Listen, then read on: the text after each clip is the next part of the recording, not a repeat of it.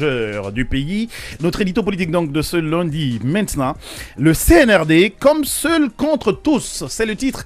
Lamine Monyouma Sissé est en studio avec nous. Lamine, bonjour. Oui, bonjour.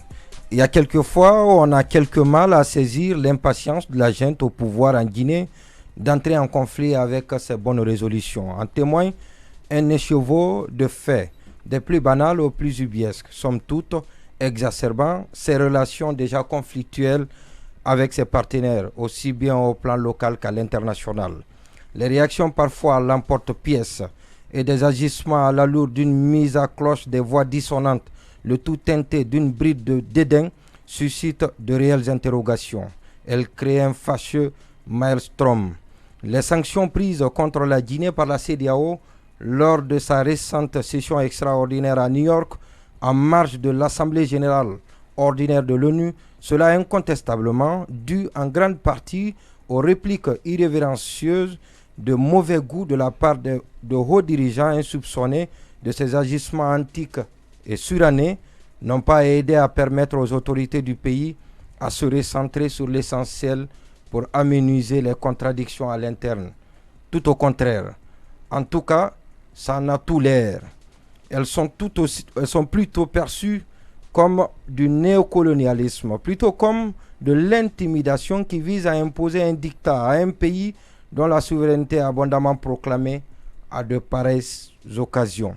Le ministre porte-parole du gouvernement en séjour en Europe, vraisemblablement dans le but de contrer le matraquage médiatique de la presse occidentale contre son régime, a laissé entendre que son pays ne cédera pas au dictat de qui que ce soit.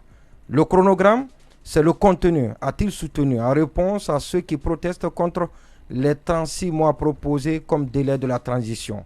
Le Premier ministre, pour sa part, dans un discours à l'opposé de son communiqué injurieux qu'il a publié avant de se rendre à New York, a laissé entendre à la tribune des Nations Unies pour un régime qui s'estime incompris ou caricaturé à souhait que le recensement général de la population et de l'habitat, celui administratif à vocation d'état civil, à l'effet de l'établissement d'un fichier propre à eux seuls, devrait prendre 2 ans et l'organisation des élections la dernière année. À en croire le patron de la primature, ces 2 recensements sont un passage obligé pour l'établissement d'un fichier électoral consensuel. Si le contraire est démonté, ce qui semble être la position de tous les partenaires, la junte au pouvoir pourrait alors s'en aller au bout d'1 an. Au cas échéant, c'est le doute légitime contre des girouettes politiques dont pourrait user la junte pour rallonger le plus longtemps la transition. En effet, à l'absence d'un cadre de dialogue sincère, nul doute que les relations entre le pouvoir de Conakry et ses partenaires locaux assez atrabilaires devraient davantage s'éroder et le pays restera sous la menace des sanctions plus sévères.